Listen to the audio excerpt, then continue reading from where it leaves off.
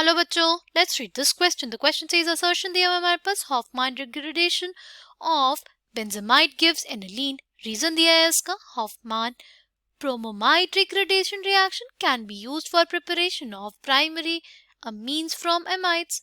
Option A दिया है both assertion and reason are true and reason is the correct explanation of assertion. Option B दिया है both assertion and reason are true but reason is not the correct explanation of assertion. Option C दिया है assertion is true but reason is false. Option D दिया है both assertion and reason are false. The key concept for this question is Hofmann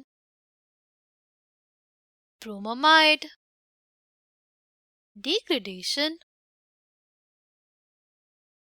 reaction. ठीक है, देखो बात करते हैं बेंजामाइड की. राइट, बेंजामाइड इज बेसिकली ये स्पीशीज, ये बेंजामाइड. क्या इसको हम लोग ऐसे लिख सकते हैं, ये है हमारी बेंजामाइड जिसमें हमारे फेनिल रिंग पे CONH2 लगा रहा है. ठीक है, वो क्या होती है हमारी बेंजामाइड. और एक और कंपाउंड दिया एनिलीन. एनिलीन क्या होता है हमारे पास, एनिलीन इज दिस, हमारे बेंजीन रिंग पे NH2 लगा है, उसको क्या बोलते हैं हम लोग, एनिलीन. तो लेट्स सी क्या बेंजामाइड का हॉफमैन ब्रोमामाइड डिग्रेडेशन रिएक्शन करने पे हमें एनिलीन मिलता है भी कि नहीं. ठीक है, अब हमने लिखा बेंजामाइड को. ठीक, इसमें रिएजेंट क्या है हमारे पास जो रिएजेंट है KOH है. KOH क्या है, पोटेशियम हाइड्रोक्साइड. पोटेशियम हाइड्रोक्साइड क्या होता है, पोटेशियम हाइड्रोक्साइड इस यहाँ पे एक बेस का काम करेगा. किसका काम करेगा, एक बेस का काम करेगा. क्या करेगा, एब्स्ट्रैक्ट कर लेगा एक हाइड्रोजन को. अगर ये हाइड्रोजन एब्स्ट्रैक्ट कर लेगा तो हमारे पास क्या बच जाएगा, हमारे पास बच जाएगी कुछ ऐसी स्पीशीज. ठीक, अब हमारे पास इसमें होता है Br2. तो जो NH माइनस है ना, ये अटैक कर देगा हमारे ब्रोमीन पे. एक ब्रोमीन बाहर हो जाएगी, ब्रोमीन एटम. राइट, हमारे पास फॉर्म हो गया, पास कुछ ऐसी स्पीशीज फॉर्म हो गई. अब क्या होगा, अब हमारे पास फिर से बेस है ना, base will abstract the acidic H और हमारे पास बन जाएगी कुछ ऐसी स्पीशीज. ठीक, नाउ अब हमारे पास फॉर्मेशन होगा आइसोसाइनेट का. ये इलेक्ट्रॉन डेंसिटी इधर मूव करेगी, ये ग्रुप यहाँ नाइट्रोजन पे माइग्रेट करेगा और ये जो ब्रोमीन है ये निकल जाएगा.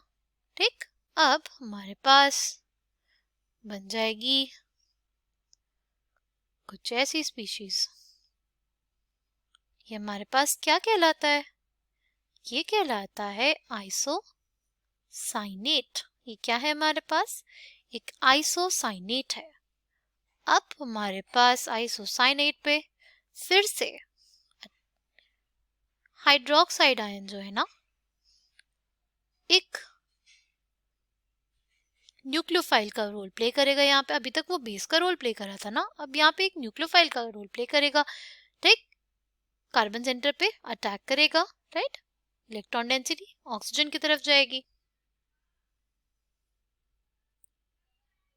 और हमारे पास कुछ ऐसी स्पीशीज फॉर्म होगी. राइट,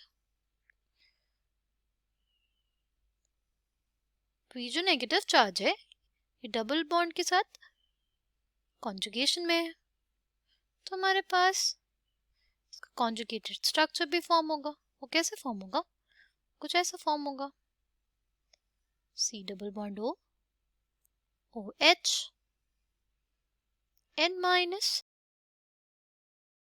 अब जो नाइट्रोजन के ऊपर माइनस है ना, ये एब्स्ट्रैक्ट कर लेगा ये वाला हाइड्रोजन. ठीक, तो हमारे पास अब क्या बन गया, हमारे पास क्या बन जाएगा, हमारे पास बन जाएगी कुछ ऐसी species C double bond O minus N H AR. Okay, अब क्या होगा, ऑक्साइड आने, इधर इलेक्ट्रॉन डेंसिटी देगा, इलेक्ट्रॉन डेंसिटी इधर मूव करेगी और हमारे पास बन जाएगी एक ये स्पीशीज और दूसरी कार्बन डाइऑक्साइड। ठीक, फिर हमारे पास वाटर होगा, उससे वर्कअप हो जाएगा, फॉर्मेशन हो जाएगा हमारे पास ArNH2, यानी बेसिकली हमारे पास फॉर्मेशन हो गया एनिलीन का। ठीक है, हमारे पास किसका फॉर्मेशन हो गया? हमारे पास फॉर्मेशन हो गया एनिलीन का। तो जो हमारा असर्शन था वो क्या हो गया? करेक्ट हो गया। ठीक, अगर हम लोग बात करते हैं अपने रीजन की, तो देखो रीजन में बोला था कि Hoffmann bromamide degradation reaction can be used for the preparation of primary amines from amides. ये भी स्टेटमेंट्स जो है हमारे पास वो करेक्ट है, दोनों स्टेटमेंट करेक्ट है, प्लस जो एक्सप्लेनेशन है कि हमारे पास हॉफमैन ब्रोमोमाइड रिएक्शन करने पे एमाइड से हमें प्राइमरी अमीन मिलती है, ये भी करेक्ट है, यानी जो एक्सप्लेनेशन भी करेक्ट है, दोनों स्टेटमेंट्स भी करेक्ट है, तो हमारा ऑप्शन ए भी करेक्ट हो जाएगा। Okay, I hope you understood it well. Thank you and all the best.